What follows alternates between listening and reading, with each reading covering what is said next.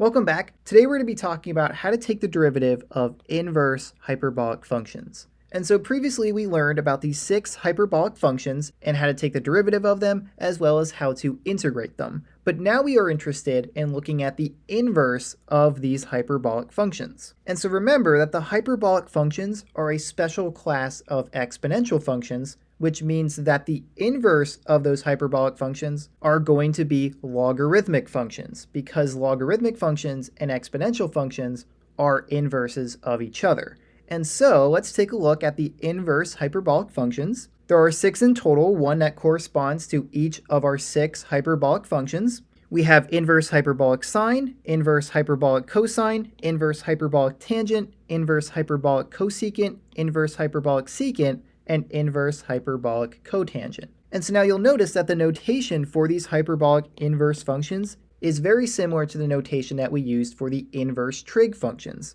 Right, when we were working with the inverse trig functions, we took the prefix arc, or arc, and added it to the beginning of each of our trig functions. And we do the same thing here for our 6 hyperbolic functions. We add the prefix arc to the original notation for the hyperbolic function, right? So we have arc and then hyperbolic sine, and that represents the inverse of the hyperbolic sine function. And so while that is the way that I am going to denote the inverse hyperbolic functions, note that there are some other notations that can be used. Sometimes you will see a notation where the c in the prefix arc is not included. So for example, the inverse hyperbolic sine function would look like this. We'd have ar hyperbolic sine of x, and that would represent the inverse hyperbolic sine function. Or another way that you might see it is the hyperbolic sine function with a superscript of -1. And that will also represent the inverse hyperbolic sine function. However, I tend to avoid this notation because sometimes it can be confused for being the hyperbolic sine function to the negative first power,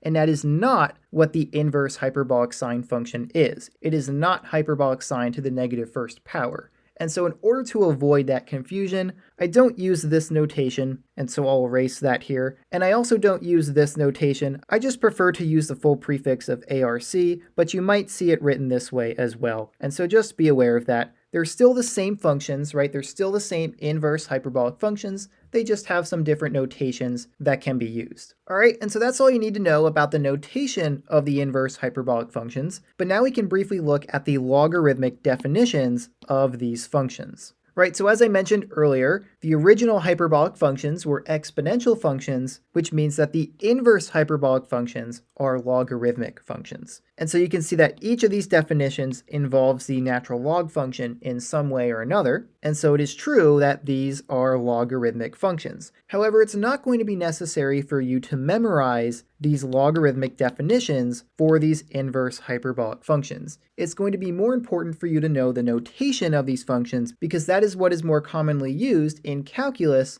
when we are taking the derivative of these functions. We'll look a little bit more at these logarithmic definitions when we talk about how to integrate functions that lead to inverse hyperbolic functions. But for now, we're just going to be focused on taking their derivatives. But before we talk about taking the derivative of these functions, I wanted to show you the domain and the range for each of these inverse hyperbolic functions because this is most likely the first time that you are being introduced to these functions, and so you should be aware of what their domain and range is. All right, and so if you want, you can pause the video and look over the domain and range for each of these inverse hyperbolic functions.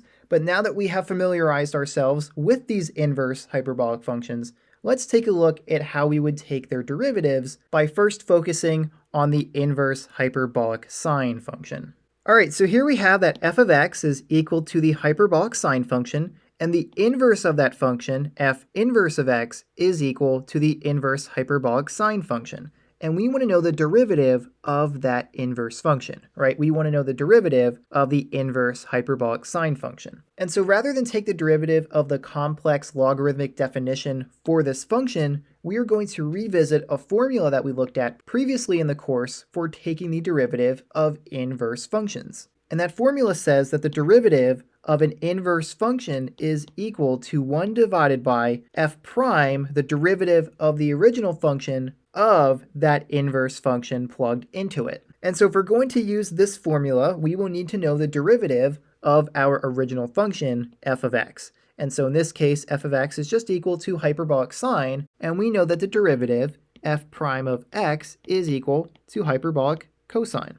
Okay, and so since we have the derivative of the original function and we have the inverse function, we can use this formula to find the derivative of the inverse hyperbolic sine function. And so we will have that the derivative of arc hyperbolic sine x is equal to 1 divided by f prime, which is hyperbolic cosine of the inverse function. And so we will have hyperbolic cosine of arc hyperbolic sine. And that is going to represent the derivative of this inverse hyperbolic function. However, we can simplify this. We can make it into a nicer form. Although you could say that this is the derivative of the inverse hyperbolic sine function, there is a better form of that derivative that we can find by using some identities that we know about hyperbolic functions. Right? Specifically, I'm going to use the hyperbolic identity that hyperbolic cosine squared x minus hyperbolic sine squared x is equal to 1. And so what we're going to do with this identity is solve for hyperbolic cosine, and whatever that is equal to, we will use that to replace this hyperbolic cosine in this derivative. And you'll see that that will allow for some nice simplification and give us a nice derivative for the inverse hyperbolic sine function. And so to solve for hyperbolic cosine in this identity, I'll start by adding hyperbolic sine squared x to both sides of the equation, and that will cancel it out on this side. And so we'll have that hyperbolic cosine squared x is equal to hyperbolic sine squared x plus 1. All right, and so then what we can do to solve for hyperbolic cosine is take the square root of both sides of this equation. And so if we do that, the square root of hyperbolic cosine squared x will just be hyperbolic cosine of x, and that will be equal to the square root of hyperbolic sine squared x plus 1.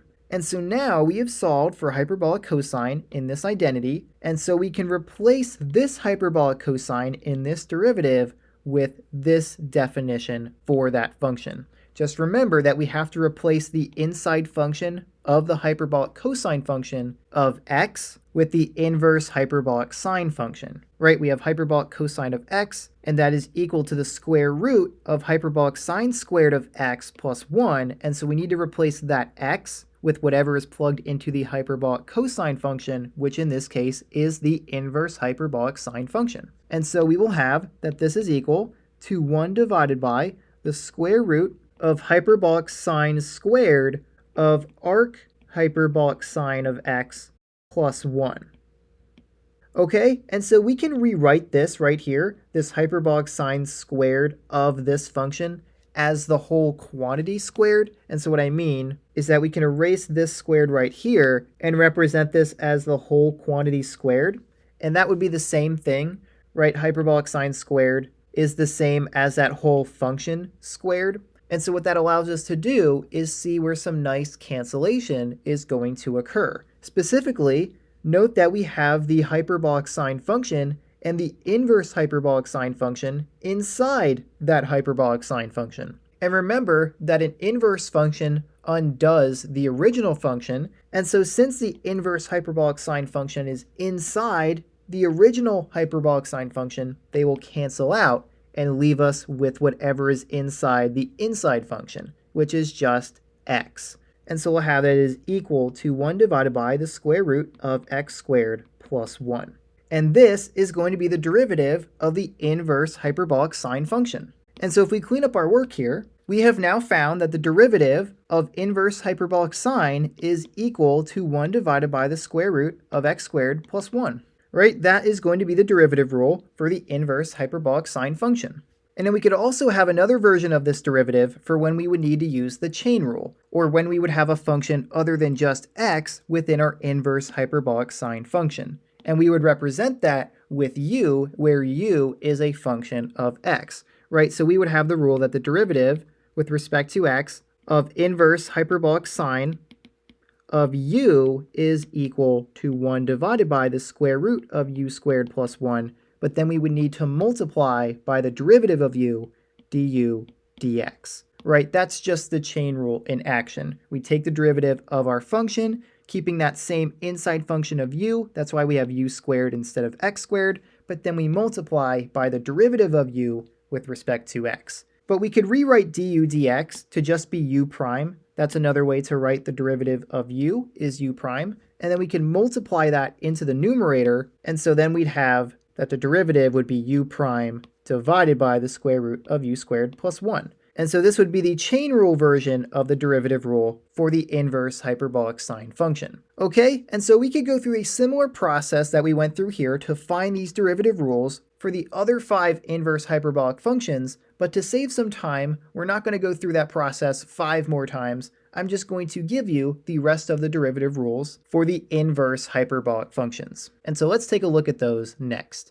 All right, so here are the 6 derivative rules for the 6 inverse hyperbolic functions. We have that the derivative of inverse hyperbolic sine of u is equal to u prime divided by the square root of u squared plus 1, right? That is the derivative rule that we just found. Then we have that the derivative of inverse hyperbolic cosine of u is equal to u prime divided by the square root of u squared minus 1. Next, we have the derivative of inverse hyperbolic tangent of u, and that is equal to u prime divided by 1 minus u squared. And then we have the derivative of the inverse hyperbolic cotangent function of u, and that is equal to u prime divided by 1 minus u squared as well, right? So that's kind of odd. Both of these functions seemingly have the same derivative, although they're actually not quite the same. The derivative for the inverse hyperbolic tangent function is only defined for when the absolute value of u is less than 1. But the derivative of the inverse hyperbolic cotangent function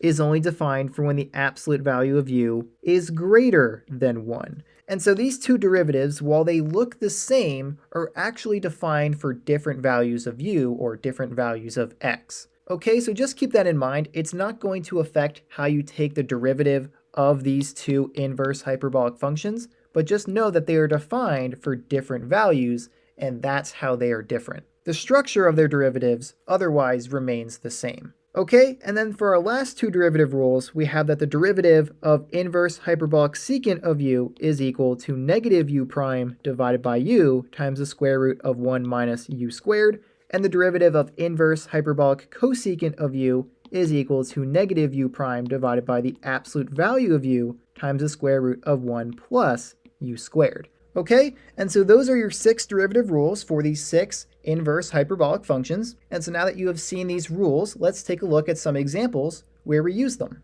All right, so for our first example, we want to find the derivative of the inverse hyperbolic sine function of 2x. And in order to find this derivative, we will need to use the derivative rule for the inverse hyperbolic sine function. Right, and so in order to use this derivative rule, we first need to identify what u is, or the inside function of our inverse hyperbolic sine function, and it looks like u will be equal to 2x. And so if you're going to take the derivative of this function, we will first need to take the derivative of u, and that will be u prime, or what is in the numerator of our derivative. And so we'll have that this is equal to the derivative of 2x, which is just going to be 2, right? The derivative of x to the power of 1 is just equal to its coefficient, and so that is 2. And that 2 will be divided by the square root of u squared plus 1. And u is 2x, and so we will have 2x squared plus 1. And so if we simplify, this will be equal to 2 divided by the square root of 2x squared. So we'll square 2 and we'll square x.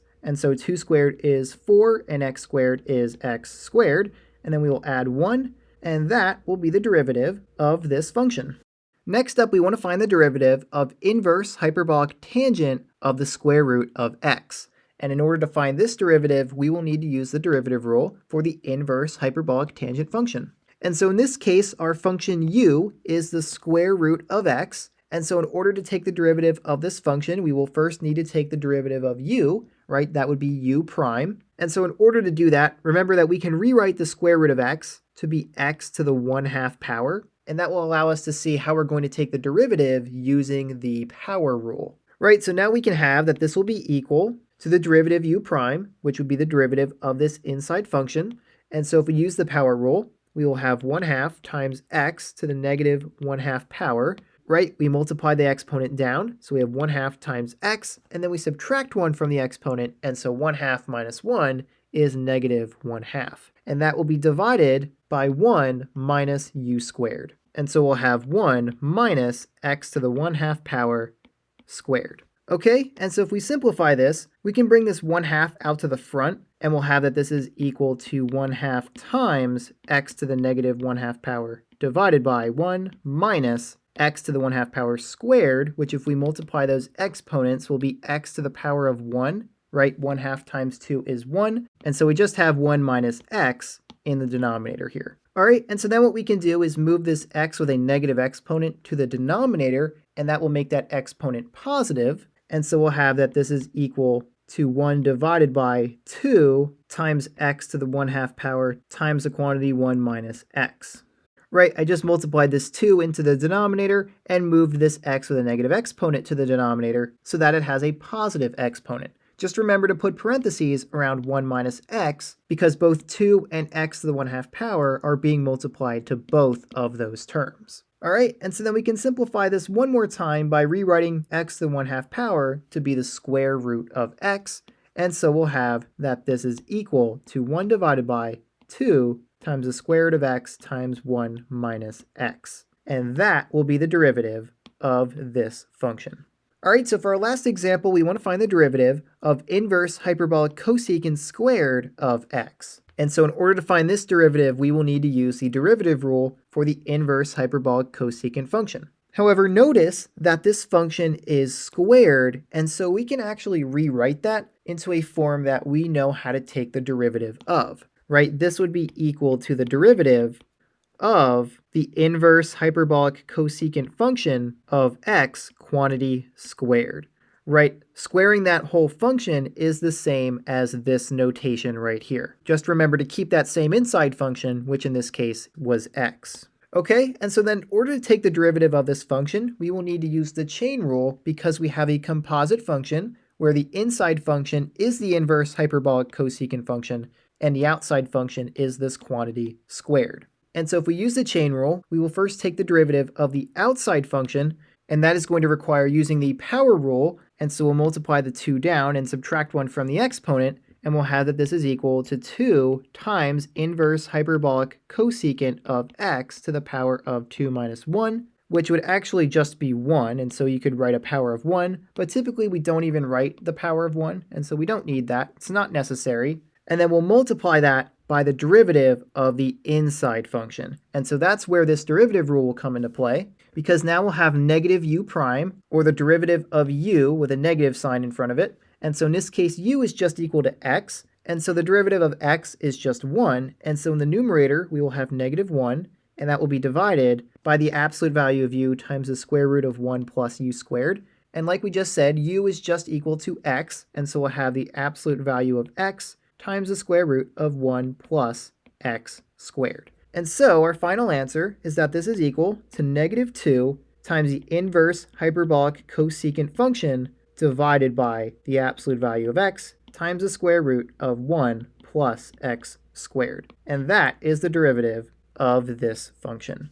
All right, and so with that, that's all I had for this lesson video. If you want to see some more examples, feel free to check out our examples video that I'll have linked at the end of this video as well as in the description below. If you have any questions, feel free to leave those in the comments. But if you don't have any questions, this is all I had for now. So I will see you next time.